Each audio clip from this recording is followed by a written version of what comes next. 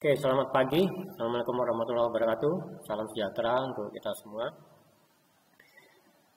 Untuk 11 TKR, untuk kelas 11 TKR yang hadir pada hari ini di kelas Meet, mudah-mudahan dalam kondisi sehat semua dan dapat mengikuti dengan sepenuh hati untuk pelajaran hari ini. Di mana hari ini Bapak akan mencoba menyampaikan dari materi pokok yang untuk kelas 11 khususnya ya. Jadi di kelas 11 itu diharapkan kalian tuh mampu yang namanya mengerjakan overhaul yang ada pada sistem di kendaraan. Nah, sebelum kita belajar mengenai overhaul prakteknya, nah paling enggak kalian harus tahu dasarnya dulu. Apa itu overhaul? Tujuannya apa overhaul? Bagaimana cara melakukannya overhaul ya? Jadi kesempatan kali ini Bapak akan menyampaikan seperti itu. Oke, kita ambil materi. Ya, kok mengecilkannya gimana nih?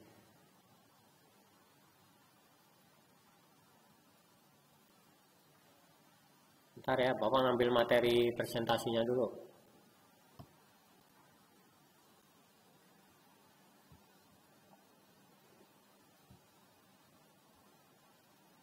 Ya. Kok tak muncul?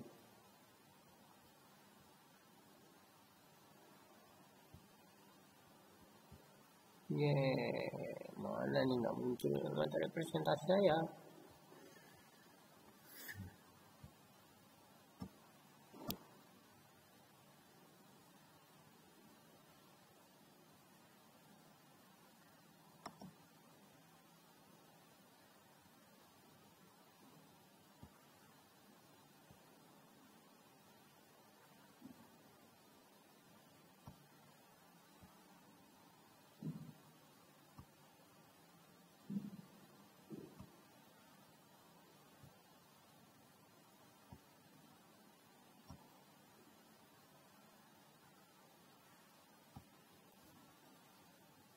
Kok dari sini?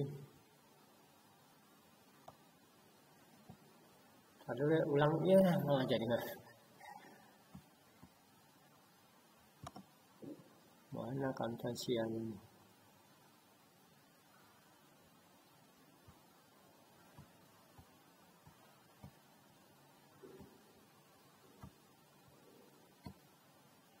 Ih.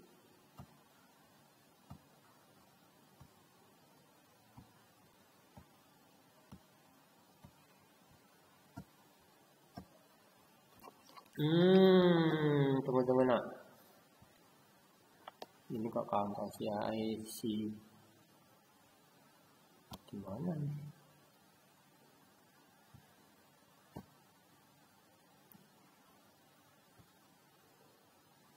Stop dulu.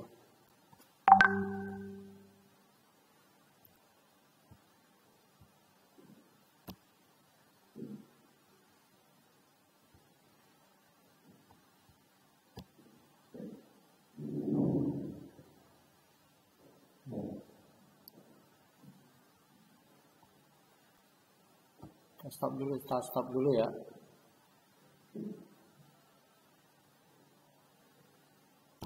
Bisa record. Kita pause dulu.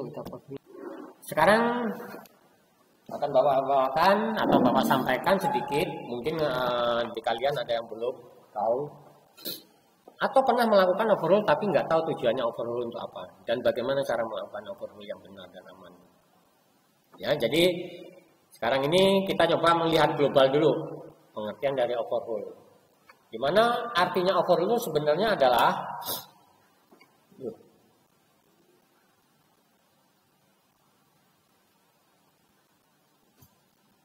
kok nggak bisa enter?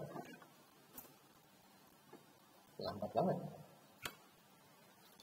Suatu upaya seseorang atau teknisi dalam memulihkan itu mengembalikan dan menjaga menjaga itu mempertahankan suatu peralatan mesin atau sistem apapun pada kondisi seperti awalnya, namanya kondisi serviceable atau aman dipakainya dan kondisi awal. Kemudian overhaul tersebut harus ada dilakukan itu keterampilan, yaitu ada beberapa yang harus kita lakukan, yaitu meliputi pekerjaannya. Kita harus mengkonfirmasi masalah atau gejala yang dikeluhkan, sehingga harus diambil keputusan untuk melakukan overhaul. Ya. Kemudian ada juga yang harus kita lakukan, yaitu namanya proses pembongkaran pada bagian sistem atau bagian apapun dari kendaraan. Tetapi sebelum kita bongkar, ada langkah yang harus kita lakukan yang disebut dengan langkah pelepasan bagian atau sistem yang ada pada kendaraan.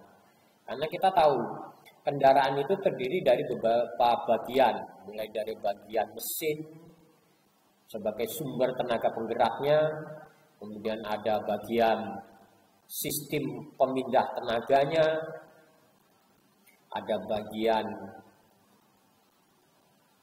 chassis, di mana bagian chassis ada terdiri dari sistem rem, setir, sama suspensi. Kemudian ada juga bagian sistem kelistrikan, di mana nanti sistem kelistrikan itu ada dua bagian juga, yaitu kelistrikan mengenai mesin, khusus mengenai mesin, ada sistem kelistrikan yang kedua, khusus yang mengenai bodinya. Kemudian yang kelima adalah bagian yang disebut dengan sistem atau bagian bodi. Itu seperti kaca, bodinya dia, karetnya dia, itu termasuk dari bagian bodi. Oke ya, nah semua itu harus ada yang dilakukan namanya overhaul kalau itu pada proses konfirmasi masalah gejala ditemukan benar untuk dilakukannya overhaul. Ya. Nah, kadang-kadang orang tuh menganggap overhaul itu adalah sesuatu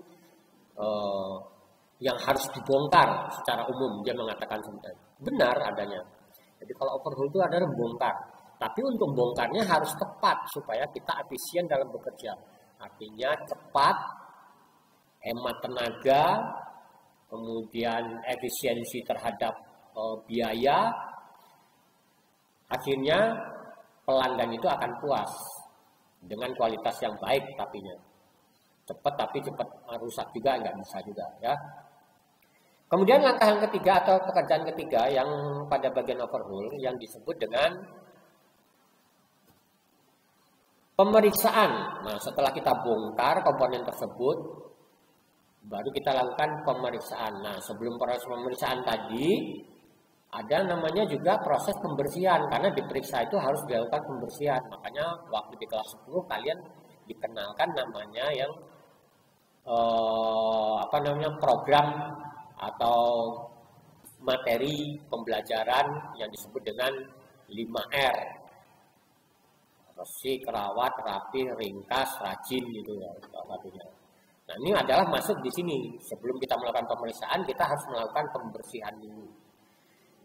Nah, di mana pemeriksaan tadi itu juga ada dua yang harus dikerjakan. Mulai dari pemeriksaan secara visual, jadi tidak diukur, atau pemeriksaan menggunakan suara. Kemudian yang kedua, pemeriksaan yang harus menggunakan ukuran, nilai namanya angka. Ya, itu ada.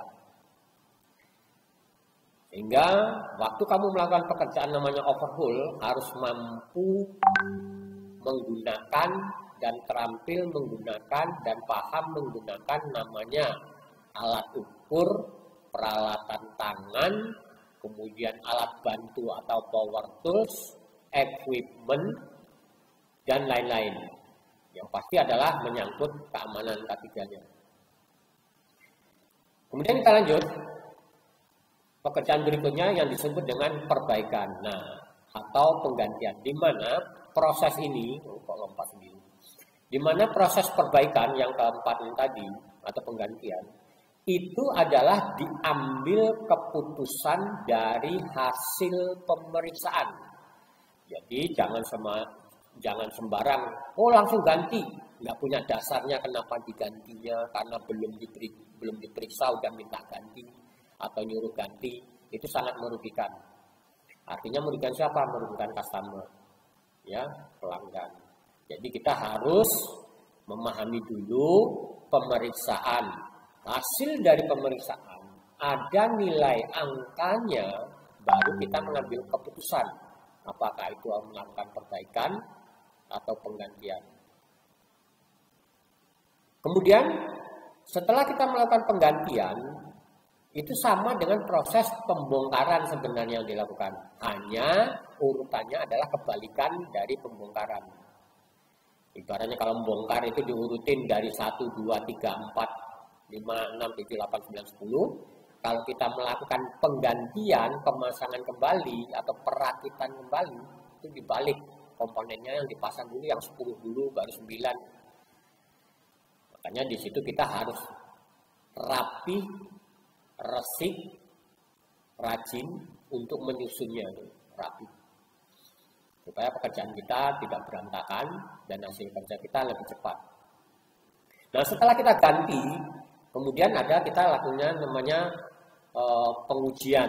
Waktu kita pasang, kita rakit tadi ada pengujian di tempat komponen. Kemudian setelah diganti, kemudian dirakit tadi, diresembli, dipasang, kemudian kita pasang lagi ke kendaraannya.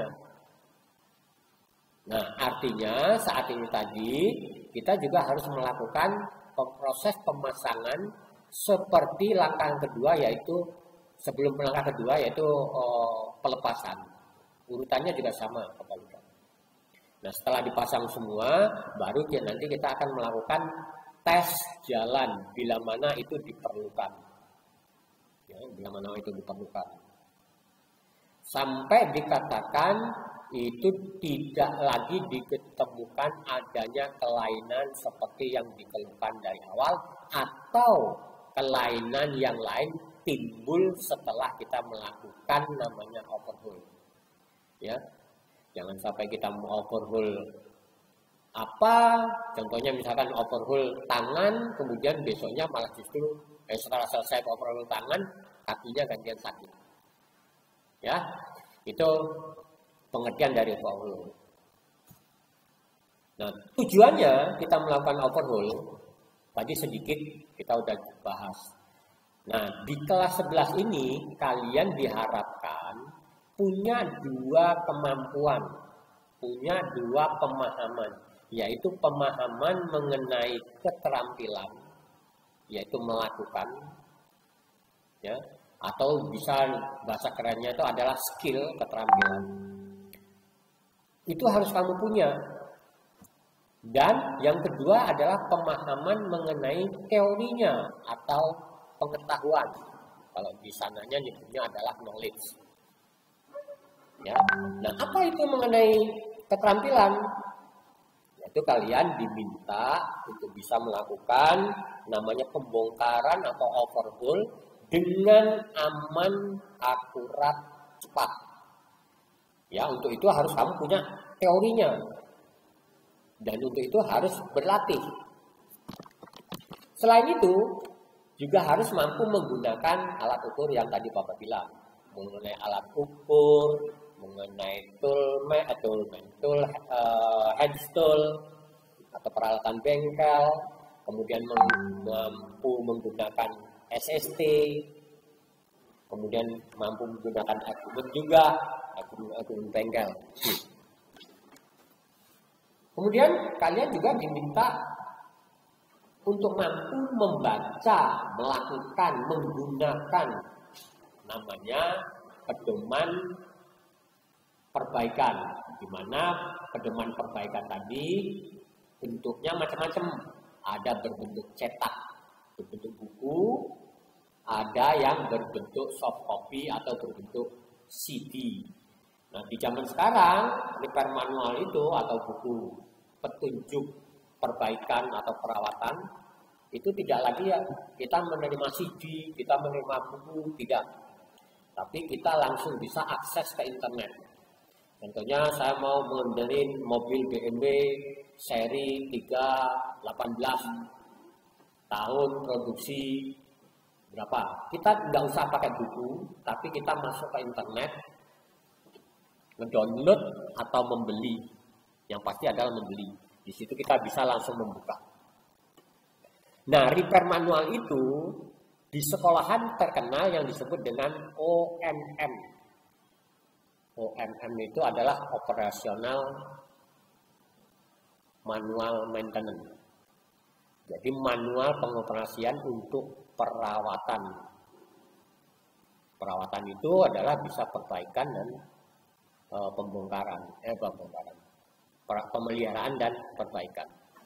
Ya, kita lanjut. Sedangkan untuk melakukan tadi atau kita punya skill, kita juga harus punya teorinya. Yaitu teori yang harus kita punyai, yaitu kita memahami sistem-sistem yang ada pada kendaraan. Contohnya tadi ada sistem tenaga penggerak atau yang terkenalnya disebut mesin, bagian mesin. Karena mobil itu pasti punya mesin. Nah, sistem apa aja yang bekerja di situ? Apa aja komponennya? Gunanya apa komponen tersebut? Sehingga kita punya teorinya mengenai apa yang nanti akan kita kerjakan. Jangan sampai kita mau mengerjakan mobil, tapi kita punya teorinya itu mengenai masak yang nggak nyambung. Atau mengenai kuliner yang nggak nyambung ya. Kemudian pengetahuan apa lagi yang harus kamu mampu, apa yang kamu harus punyai sebagai teknisi? Memahami tipe-tipe pada sistem tersebut. Contohnya, sistem kopling. Di mobil itu kopling itu macam-macam jenisnya, tipenya. Ada sistem yang mekanik atau istilahnya konvensional, ada yang otomatis, ada yang semi otomatis. Ya, jadi kita harus kenal bagaimana cara kerjanya, prinsip kerja dasarnya, komponennya apa aja kita harus tahu. Nah, untuk tahu tadi kita harus banyak membaca, kita harus banyak melihat. Oke? Entah itu apapun kendaraannya, itu semua hampir sama. Dia punya 5 bagian semua kendaraan. Yang seperti tadi Bapak jelaskan. Oke, kita lanjut ya.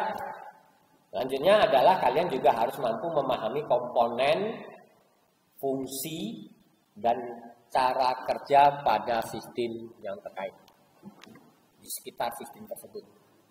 Kalau enggak, kerjaan kita akan sia-sia. Artinya bisa bongkar, nggak bisa masang. Bisa bongkar, tapi nggak tahu harus diganti atau enggak. Kenapa diganti, itu juga kita nggak tahu. Itu harus punya pengetahuan ya. Itu tadi tujuannya daripada pengetahuan overhaul. Jadi kalian harus mampu mempunyai keterampilan dan mampu mempunyai pengetahuan. Nah, di pengetahuan tadi adalah salah satunya yang paling mendasar adalah kalian harus mampu memaparkan kasus tadi secara teori. Jadi misalkan kalau ada customer, "Loh, kenapa kopling saya kok diganti?" Kamu harus bisa menjelaskan. Karena kopling kalau nggak diganti, akibatnya adalah seperti ini, seperti ini. Itu adalah masuk teori. Ya, teori apa ya? Sistem yang ada di pada kendaraan. Itu harus kamu pelajari. Oke?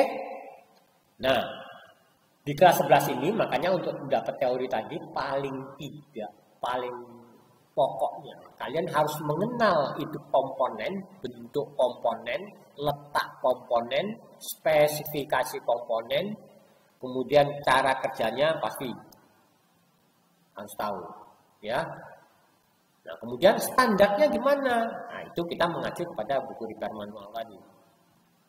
Karena di suatu repair manual itu pasti akan ada namanya spesifikasi, data spesifikasi, supaya kita tidak salah dalam hal melakukan. Artinya salah dalam melakukan sesuai standar dari produk tersebut. Ya. Contohnya standar kopi itu harus gulanya 3 sendok teh. Kalau kita di luar standar, kita nggak tahu standarnya berapa, dikasih 10 sendok teh. Ya rasanya bukan kopi lagi. Ya. Itu salah satu contohnya seperti itu. Oke. Sampai di sini. Kemudian sedikit ada masukan dari Bapak. Bapak tidak akan memaksa kalian sebagai siswa dari Bapak. Karena Bapak hanya mengajak anak-anak yang sebagai pembelajar. Ya, sedikit Bapak kasih. Kalian sebagai pembelajar, ada beberapa tipe pembelajar, audien, peserta yang mendengarkan dan melihat, istilahnya belajarnya. Tipe audien. Pertama ada yang disebut dengan tipe pembelajar. Pembelajar itu adalah siswa. Orang yang mau benar-benar mengetahui baik itu teori maupun keterampilannya. Dia akan mampu mempunyai macam-macam nanti. Kemudian ada juga tipe turis. Sifatnya seperti turis. Cuma datang, melihat, tepuk tangan, jalan-jalan, dah. Ditanyain, nggak tahu. Yang penting senang jalan-jalannya, ngabisin duit. Ya.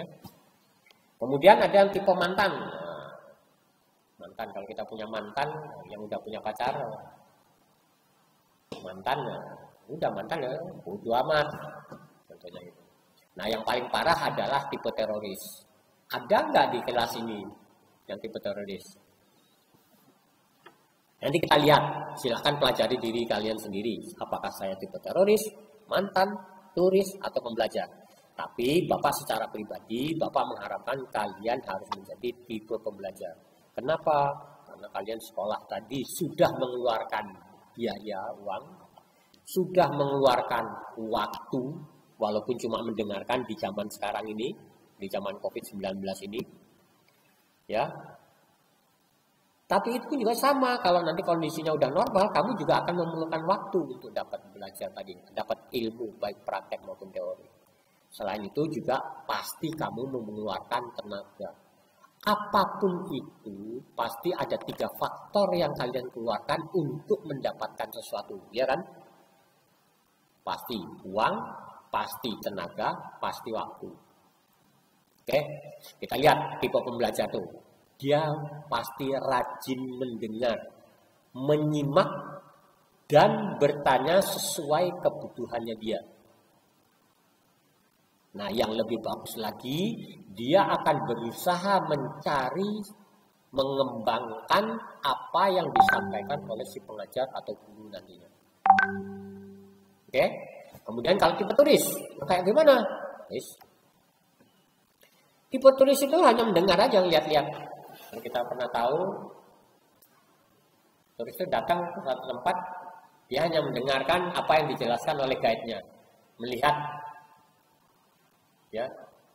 Habis itu nanti dia sampai di tempatnya, kamu kemarin di sana ngelihat apa aja, itu gunanya untuk apa, dia nggak tahu. Yang penting dia udah mendengar, dia dijelaskan, iya dia dijelaskan, tapi orang dijelaskan dia nggak tahu. Dia melihat, tapi dia nggak inget. Kecuali apa yang dia tertarik itu adalah sifat belajar tadi. Kemudian kalau yang tipe mantan, nggak ambil peduli. Kamu mau mati kek, kamu mau nungging kek, mau kecemplung got kek, bodo amat, lu mantan gua, katanya gitu. Ya, sama di sifat belajar gitu. Dijelasin sama gurunya dia bodo amat. Disuruh maju dia juga nggak mau, disuruh tulis, bikin laporan juga nggak mau juga, karena udah potek kasarannya ya kalau bahasa kerennya. Nah, tipe teroris ini yang paling bahaya, ini menyusahkan. anak-anak yang tipe ini atau audien tipe ini menyusahkan. Dia datang, dia ngeliat, dia mendengar, tapi banyak bertanya dengan sifatnya adalah ngetes atau membuat gaduh. Baik itu si pengajarnya ditanyain maupun yang pesertanya juga ditanyain. Yang pasti dia akan bikin gaduh. Padahal dia kalau ditanyain aslinya sendiri, dia tidak memahami apa yang dia dengar, apa yang dia pelajari saat itu. Oke ya, itu hanya sekedar pandangan atau Bapak mengajak supaya kalian terbuka wawasan kalian. Kenapa kalian harus sekolah? Untuk apa kalian harus sekolah? Bagaimana cara sekolah yang baik yang benar? Ya. Sampai kalau tidak ada pertanyaan, kita lanjut. Masih pada pengertian daripada overhaul ya. Kita buka dulu materinya ya. Tidak ada yang mau bertanya? Kita lanjut.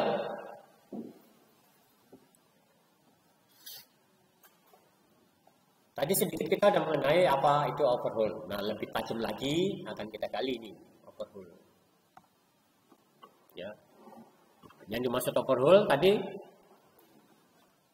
tujuannya adalah mengembalikan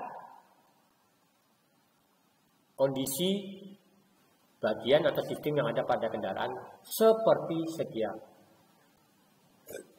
sedia kalanya. Langkah yang dia lakukan apa? Ada yang namanya pemelepasan dan pembongkaran. Ini dilihat ya. Ini adalah pelepasan dan pembongkaran. Kemudian ada langkah yang dilakukan pemeriksaan, di mana pemeriksaan tadi juga termasuk pengukuran. Kemudian ada perakitan, kemudian jadi rakit. Kemudian ada proses tes jalan atau final test. Sehingga kendaraan tersebut akan kembali normal. Langkah-langkahnya apa saja?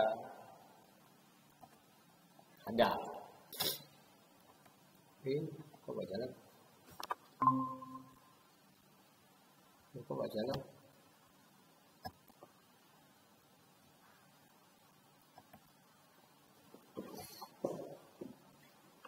Langkah-langkahnya atau prosedurnya kita melakukan overhaul. Pertama kita harus menentukan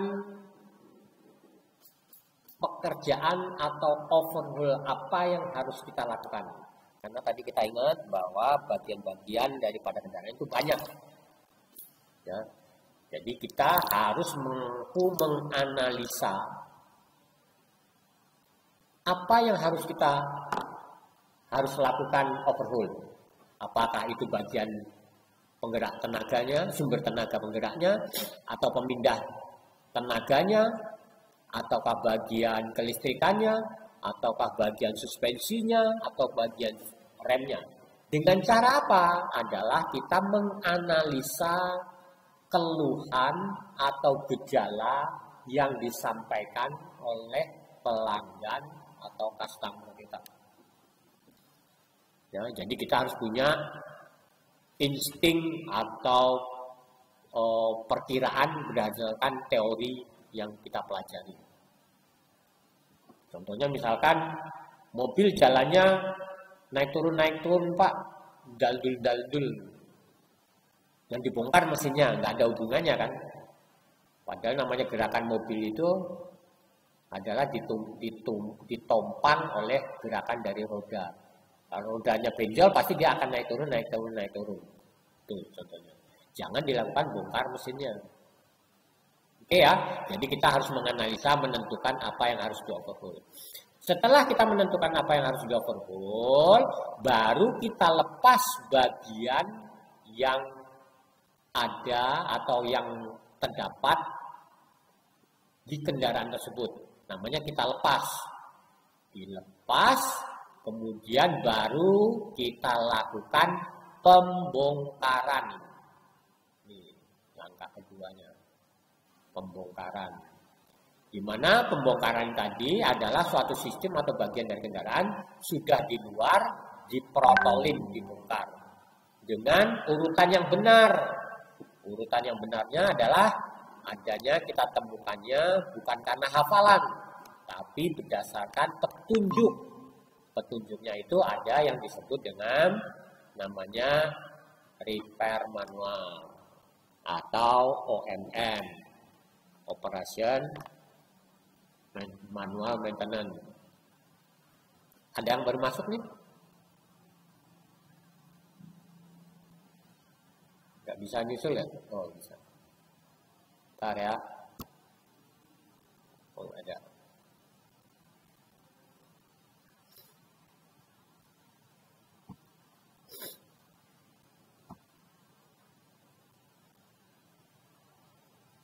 Kalau ada yang tanya silakan langsung tanya ya. Nah, kita lanjutkan. Kemudian setelah kita bongkar, kita bersihkan sambil diperiksa. Diperiksa itu bisa menggunakan mata doang, menggunakan tangan kita doang, menggunakan telinga kita doang juga bisa. Tapi yang lebih tepat orang teknik itu adalah menggunakan pengukuran. Sehingga kalian diminta untuk mampu menggunakan alat ukur yang seperti tadi Bapak bilang. Menggunakan alat ukur bukan sekedar menggunakan. Menggunakan alat ukur itu adalah dengan ketelitian dan kecepatan. Kamu harus bisa menggunakan tadi. Kalau belum bisa menggunakan, mulai sekarang kalian belajar. Belajar di mana aja bisa. Ya. Nah, kemudian langkah yang berikutnya adalah disebut dengan langkah perakitan, pemasangan kembali, dan pengetesan sehingga nanti akan tercapai hasil kerja yang baik. Kita bahas satu-satu, penganalisaan. Dalam menganalisa, sebelum kita melakukan overhaul, kita menganalisa dulu yang tadi Bapak bilang. Gejalanya apa sih? Bukannya langsung dibongkar, enggak. Kita pikirkan apa yang terkaitan. Apakah dia getar, atau dia bunyi, atau dia miring, atau dia pincang, atau dia mati. Itu harus bisa kita analisa. Yang paling sering kejadian adalah ada orang punya mobil masuk ke bengkel kita gitu. Dia mengeluh, Pak, mobil saya nggak bisa starter. Langsung dibongkar motor starternya. Padahal sebenarnya adalah akinya yang soak. Kenapa bisa seperti tadi? Harusnya akinya yang diperbaiki, itu malah motor starternya yang dibongkar. Karena dia tidak menggunakan sistem analisa tadi. Dia tidak bisa membedakan motor starter tadi tidak bisa bergerak karena rusak, atau motor starter tadi tidak bergerak karena sumber tenaganya atau baterainya tadi yang tidak bekerja atau tidak berfungsi. Ya, itu namanya kita sistem menganalisa, namanya mengkonfirmasi masalah. Jadi kita harus bisa mengelompokkan. Oke, kita lanjut. Langkah berikutnya adalah disebut dengan pelepasan.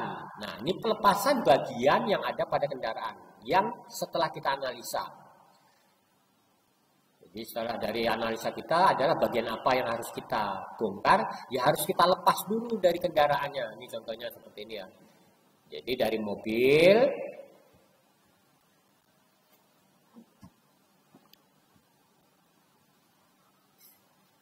ini,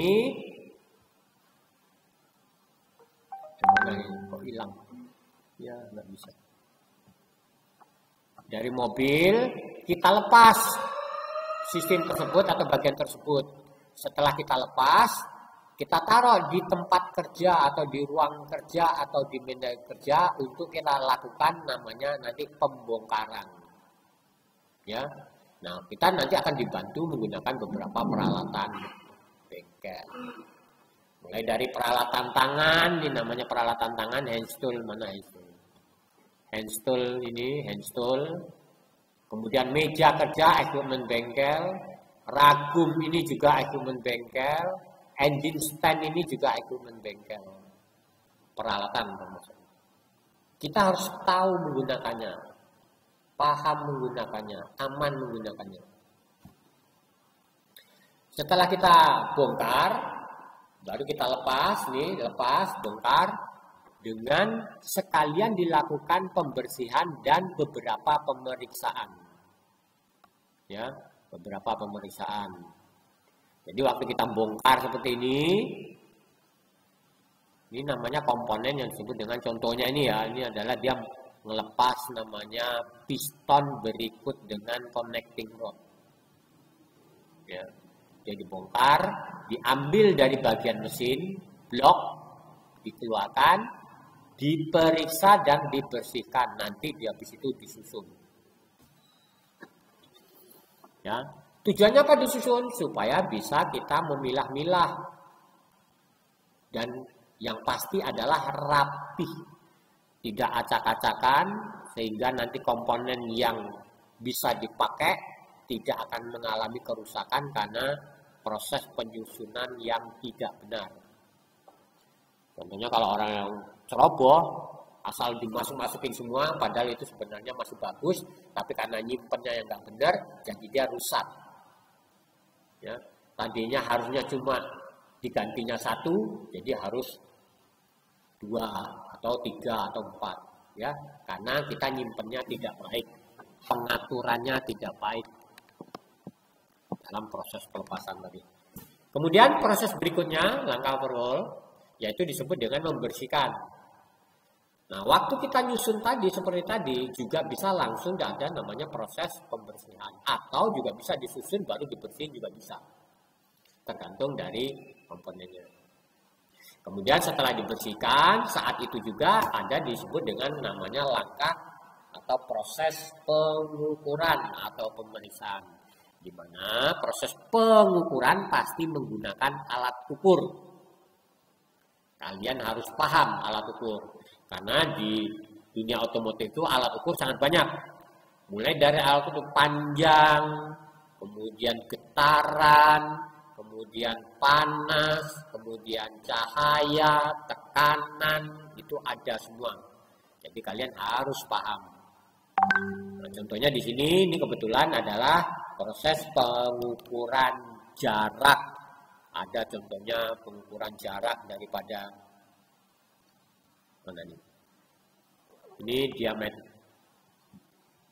Ini diameter. Ini namanya diameter linear, tapi ini belum menentukan hasil ukur. Baru cara nih pengukuran diameter linear menggunakan alat ukurnya, contohnya namanya vernier caliper. Kemudian ini ada, enggak kelihatan ya, Bapak ganti aja dulu ya.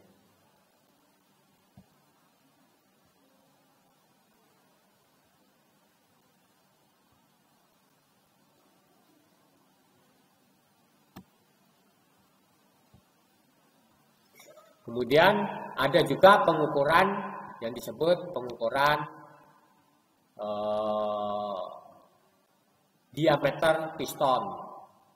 Dia menggunakan alat ukur apa? Ya, alat ukurnya. Jadi kita harus tahu jenis alat ukur, spesifikasi alat ukur, cara pakai alat ukur yang aman dan baik, yang disebut dengan mikrometer.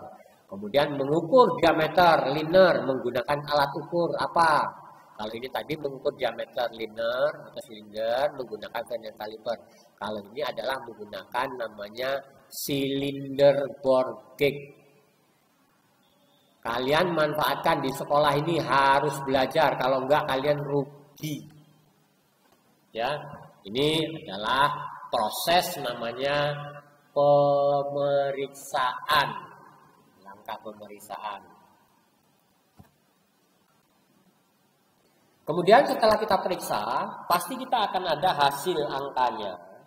Kemudian kita masukkan hasil angka tadi, kita bandingkan hasil angka tadi dengan spesifikasi produk. Baru kita bisa memutuskan apakah itu diganti atau diperbaiki, atau diperkecil, atau diperbesar, atau diperpanjang, atau diperpendek. Terserah. Yang pasti adalah kita punya pertama nilai hasil ukur.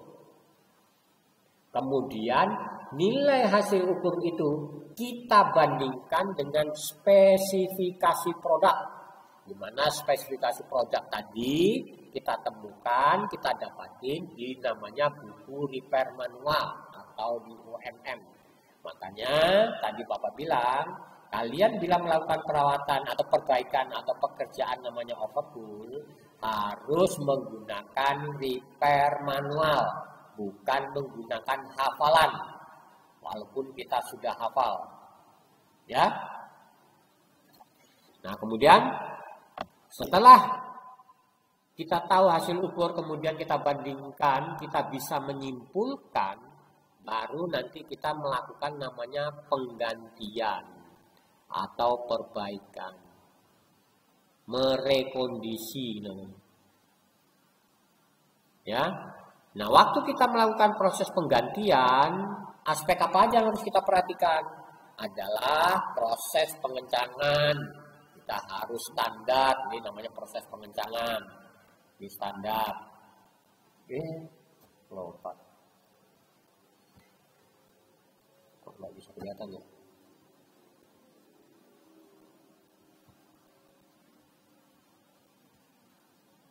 Ini pengencang. Ini pengencangan. Kita harus menggunakan kunci momen. Tidak menggunakan kira-kira. Bisa aja kita kencengin, tapi itu tidak sesuai dengan spesifikasi. Itu adalah proses kerja yang primitif. Pasaran. Kalau untung sih untung kenceng. Kalau buntung patah bautnya bisa. Pecah benda kerjanya bisa. Efeknya seperti itu. Kemudian kalau kita memerlukan penggantian, ya ganti dengan yang baru. Jangan ganti yang dengan yang second. Contohnya misalkan di sini adalah ganti gasket baru. Ya diganti. Jangan diakal-akalin, dibikinin dari kertas, dibikinin dari sen, itu tidak benar. Karena itu nanti akan merugikan kita, kecepatan kerja kita akan makin lama. Karena bisa lagi ulang. Kemudian proses perakitan juga kita harus memperhatikan bagaimana cara pemasangan yang benar. Yaitu kita juga harus melihat tanda-tanda proses perakitan tadi. Karena waktu kita melakukan proses perakitan, kita pasti ada beberapa komponen itu yang harus proses pemasangannya itu harus tepat. Ya, proses pemasangannya itu harus tepat. Harus ada tandanya menghadap kemana harus kita perhatikan. Jangan sampai salah. Yang ngadepnya ke depan dipasang ke belakang. Kepasang, tapi nanti kerjanya jadi nggak benar. Efeknya yang tadinya nggak bunyi, jadi bisa bunyi. Ya, itu fungsinya daripada kita mengikuti aturan yang ada di repair manual.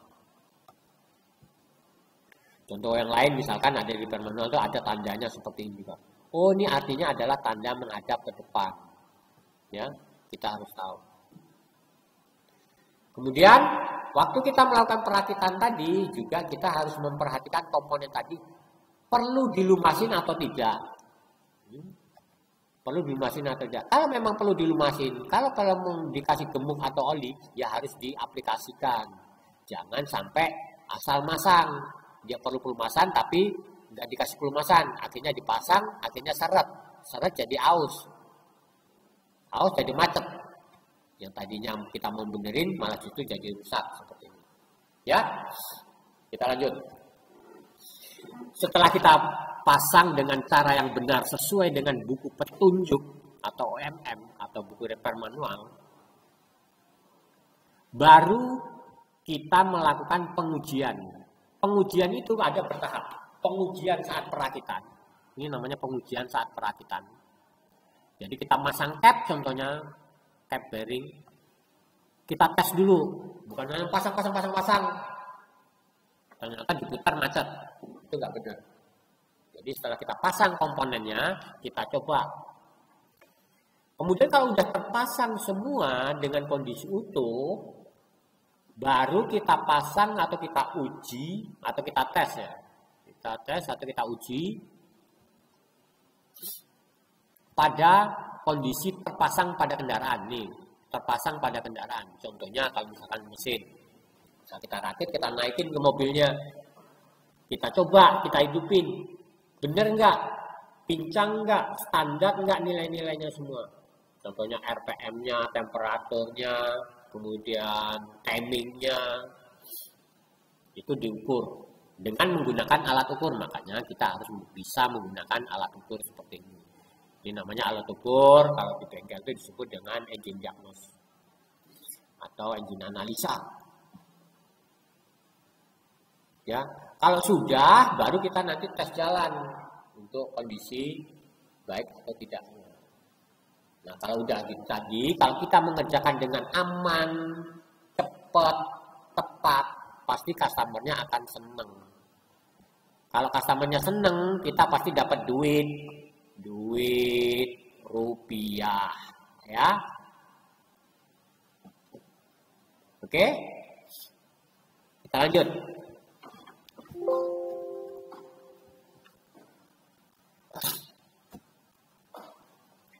Kita lanjut berikutnya, itu adalah dasar langkah-langkah yang harus dilakukan saat kita overhaul. Langkah berikutnya ada yang disebut dengan kita harus punya skill. Nah, ini agak banyak. Skill apa yang harus kita punyai? Contohnya seperti ini.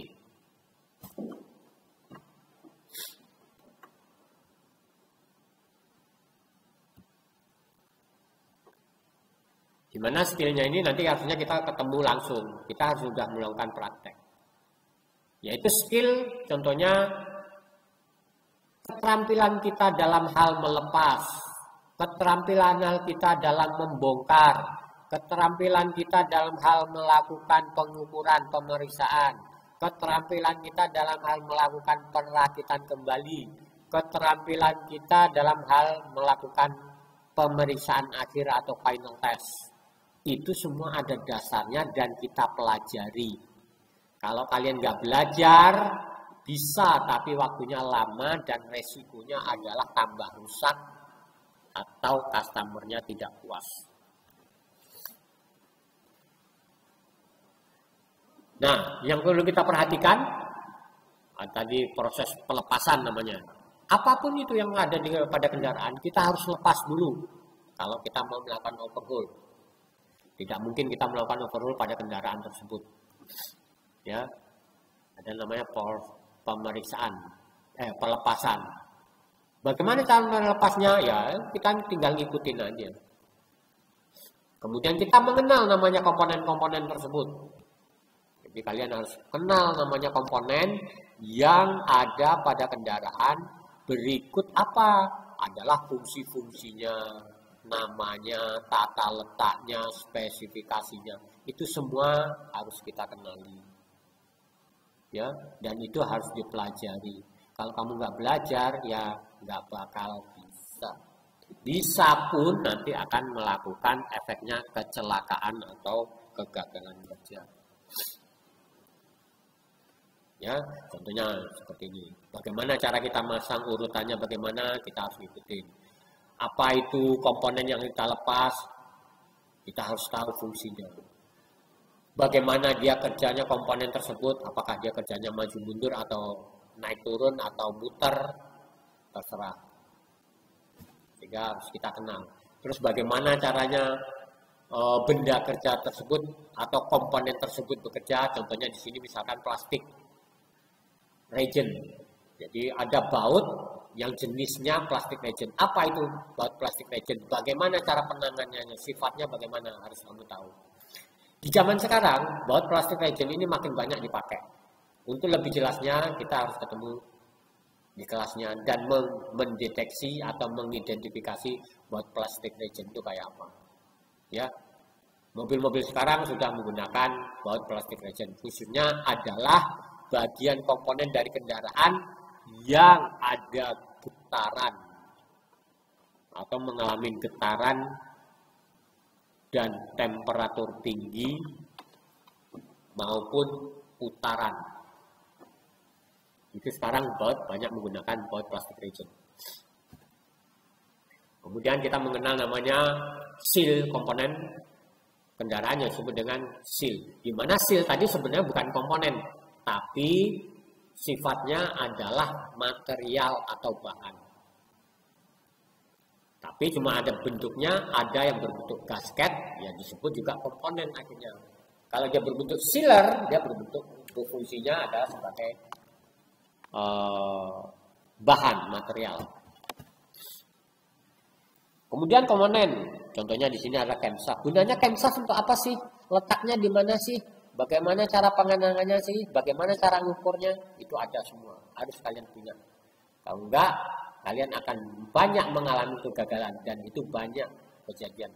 Sesuai pengalaman Bapak, karena dia tidak punya pengetahuannya, bengkel ngerjain, asal ngerjain doang. Bongkar camshaft. Urutan masangnya salah. Akhirnya yang tadinya nggak bengkok jadi bengkok. Dipaksain dipasang juga, akhirnya patah. Yang tadinya dia mau dapat duit, malah gitu dapat untung, harus ganti. Kecuali kalau dia punya kemampuan menipu, dia tidak mengeluarkan mengganti barang yang rusak tersebut. Cuma customernya tertipu. Cuma kan nggak berkah kalau kita kerja menggunakan hasil tipuan. Ya, duitnya nggak berkah, kemudian jadi dosa, tenaga capek, waktu kebuang banyak karena melakukan penipuan tadi. Kenapa bisa terjadi seperti tadi? Ya karena kita tidak mau belajar, kita tidak mau misalnya menggali, asal hanya berani kerja yang tidak menggunakan pengetahuan ya seperti itu. Ya. Lanjut, contohnya seperti yang lain, ada komponen yang tertekan atau yang ditekan, efek kerjanya dia atau area kerjanya dia. Kita harus paham juga penanganannya bagaimana komponen yang ditekan. Ya. Kemudian komponen yang lain yang disebut dengan perapat oli atau perapat minyak. Bagaimana cara kita nanganinya? Sifatnya gimana? Kita harus tahu. Kemudian ada juga komponen yang disebut dengan snap-ring. Apa itu snap-ring? Gunanya untuk apa? Bagaimana cara penanganannya? Karena ada snap-ring yang bisa dipakai lagi, ada yang snap-ring yang sekali pakai. Artinya sekali pakai tadi, kalau udah kita bongkar, tidak boleh dipakai lagi. Harus diganti yang baru. Sama dengan seperti gasket yang nomor 5 tadi. Ya. Kemudian ada pin, sama juga namanya snap-ring. Gunanya untuk apa sih?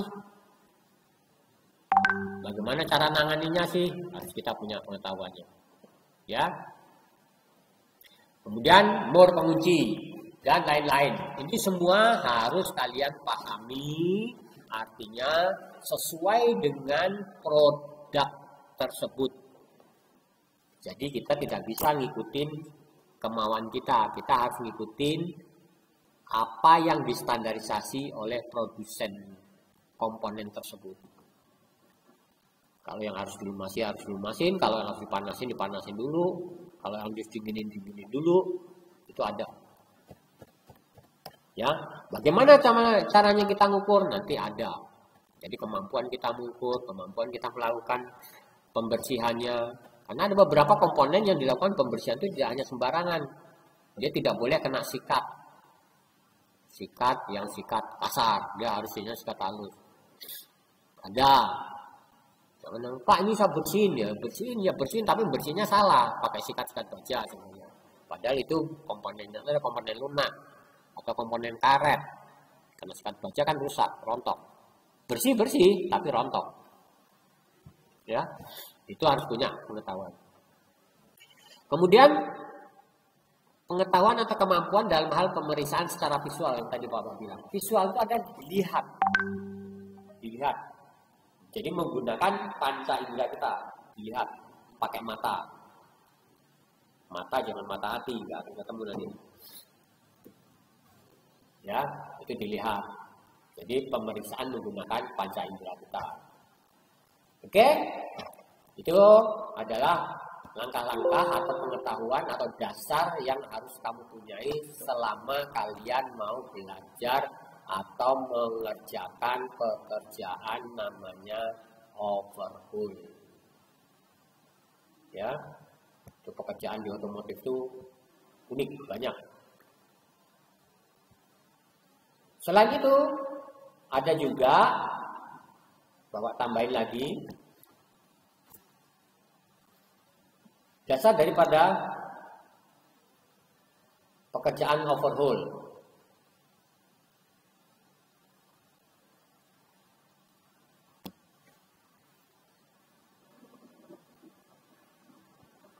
Kita harus mengenal namanya itu baut. Jenis-jenis baut itu macam-macam. Ada yang baut diameter kepalanya, ulirnya, diameter ulirnya. Tadi sedikit sudah dijelaskan, ada juga baut plastik agent. Itu kita harus tahu sifatnya, harus tahu spesifikasinya, harus tahu cara pembongkaran dan cara pemasangannya. Karena ada beberapa pemasangan pelepasan daripada baut itu harus berurutan, tidak boleh sembarangan. Mungkin di kelas 10 kalian diajarkan cara ngelepas baut roda yang benar itu kayak apa, ember roda itu kayak apa. Ya, harus menyilang, urutannya mana dulu. Tujuannya untuk apa? Adalah supaya tidak terjadi kerusakan pada komponen yang terkait. Kemudian menggunakan baut, tidak boleh terlalu panjang, makanya pengetahuan mengenai baut kita harus punya.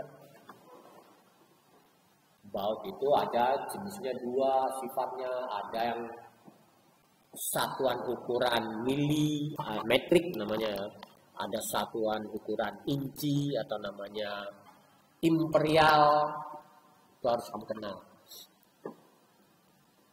Jadi ada baut, misalnya baut 12 mili, baut 14 mili, ada yang baut 5/16, ada yang 3/4, itu inci. Kamu harus kenal. Nah, ini tadi yang Bapak bilang, proses pelepasan baut pada komponen mobil itu ada aturannya, ada urutannya kalau memang perlu diurutkan. Tapi umumnya adalah harus diurutkan. Contohnya seperti ini. Ini yang di sini yang nomor 1 ini adalah cara melepas daripada komponen baut di silinder head. Mulai dari nomor 1 nih, diurutin. Contohnya ya.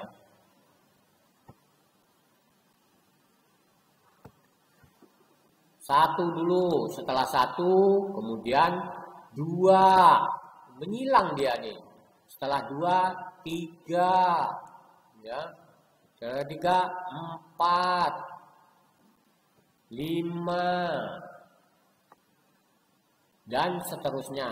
Itu kita harus lakukan urut sesuai dengan prosedurnya. Kalau tidak, tadi yang Bapak bilang, nanti akan terjadi kebengkokan. Kalau udah bengkok, dipasang lagi, nanti dia akan terjadi celah. Kalau celah, jadi kerjanya tidak normal. Kalau nggak normal, berarti tidak servis lagi atau tidak kondisi semula lagi. Contoh yang kedua adalah nih, seperti di kopling. Ini namanya bagian kopling.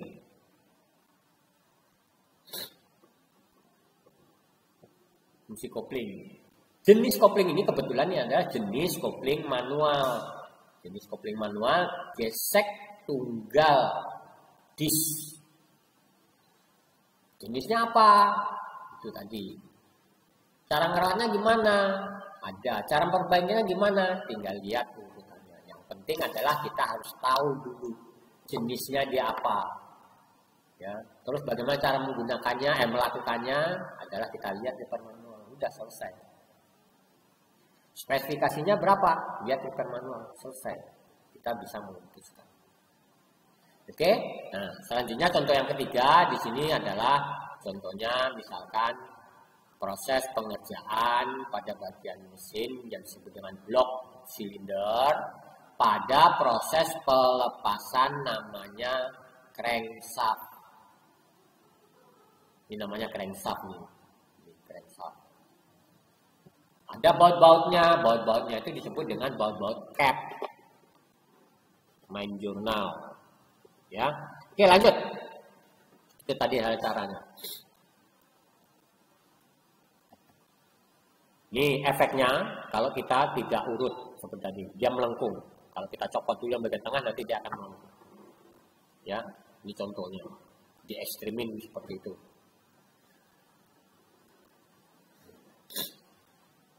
Nah, kemudian untuk biar aman proses kita ngejar.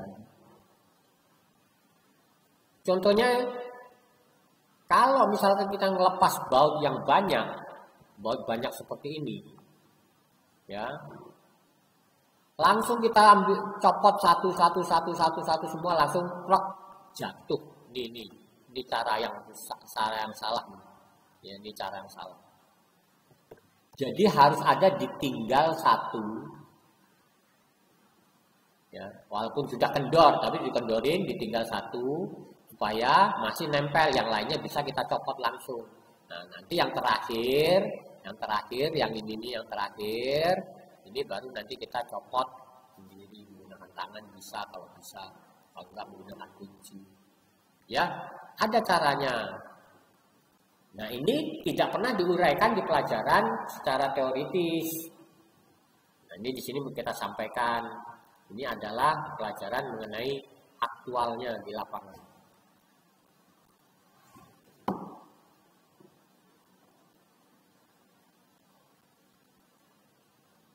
Oke, 5 menit lagi. Nah, berikutnya begitu ya, seperti itu. Setelah kita bersihkan semua komponen, nah, waktu kita melakukan pemerakitan, kita harus mampu atau mengetahui pengetahuan jenis-jenis baut itu perlu ada yang dikasih adhesive lock enggak? Namanya lock nut. Kalau untuk bautnya perlu dikasih adhesive, ya dikasih. Jangan dibiarin, nanti kalau enggak, dia nanti kalau setelah dipakai, dia bisa kendor sendiri itu baut. Copot sampai jadi kecelakaan di jalan kan merugikan juga, ya. Tadi. Kemudian kita juga harus bisa menggunakan SST. Jadi SST tadi yang disebut dengan Special Service Tool. Waktu kita masang maupun melepas, itu ada namanya alat bantu khusus. Namanya SST, Special Service Tool. Alat bantu khusus, apapun jenisnya, dia hanya bisa untuk itu aja. Ya, tidak bisa dipakai untuk jenis yang lain. Gitu. Oke, ini contohnya SST. Ya, SST. Ini SST pemegang puli timing. Nggak boleh seperti ini. Ini dilarang nih. Ini pakai kunci dengan kunci.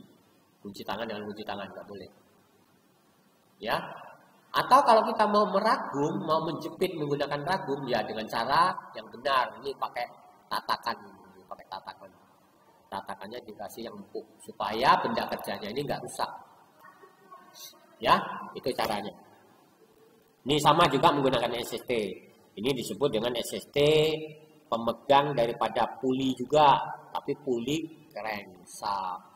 Kemudian SST-nya juga tidak satu, bisa 2 atau 3, tergantung dari cara menggunakannya. Untuk mengetahuinya gimana? Ya lihat repair manualnya, ya. Gitu.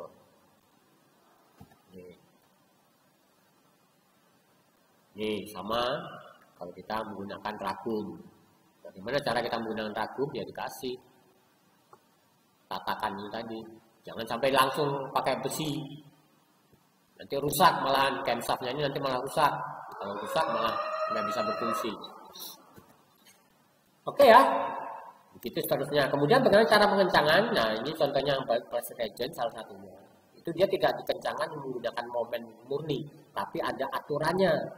Aturannya adalah dia dikencangkan pakai momen, kecil momennya, kemudian nanti dilanjutkan hanya perintah diputar 90 derajat sekali atau 2 kali, terserah.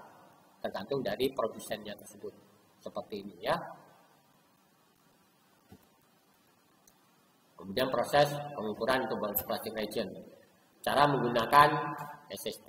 Ini adalah namanya seal cutter, pemotong seal.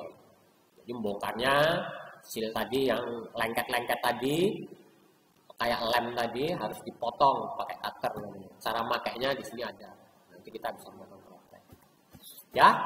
Nah, begitu yang harus kalian pahami. Bagaimana cara makainya SST tersebut, kapan dipakainya, apa saja urutannya, apa saja dan bagaimana urutannya itu ada. Ini nanti kalian akan pelajari sampai nanti kalian kelas 12 ini nanti akan berlaku. Ya. Ini hanya Bapak sampaikan permulaannya saja. Sampai di sini.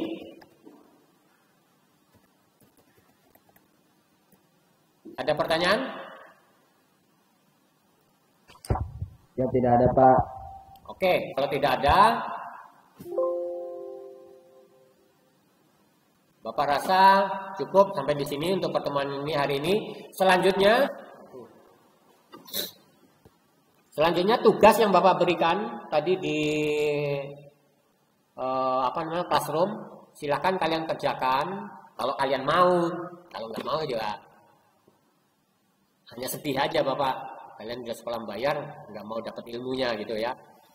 Kamu kerjakan di yang Google Classroom-nya.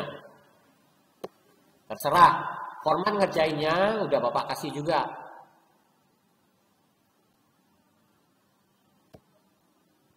Sampai di sini ada pertanyaan? Tidak ada? Bapak absen dulu.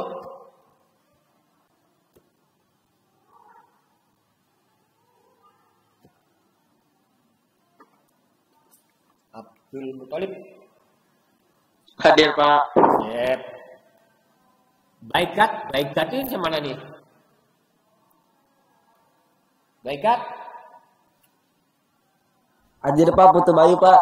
Putu Bayu ya. Oke. Putu Bayu. Kemudian Febri mana Febri? Hadir. Febri 214. Ya, Febri. Kemudian Gilang. Hadir, Pak. Narendra. Hadir, Pak. Hadir. Rizky Maulana.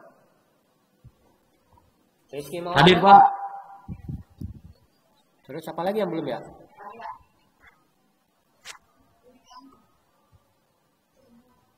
Saya, Pak. Wahid. Hadir. Sulis ada Sulis sama Wahid? Ada, Pak. Ada. Hadir, Pak.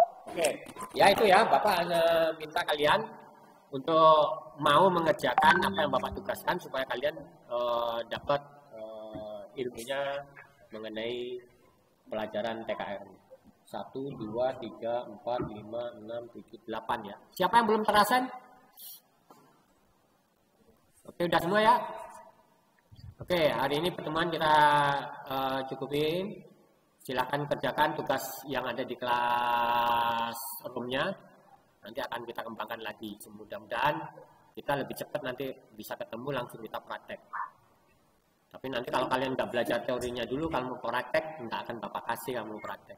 Ya, daripada kalian nanti cacat, luka tangannya atau matanya coplok gitu, atau kena apa, karena makainya nggak benar, kemudian atau alatnya rusak, kita rugi semua.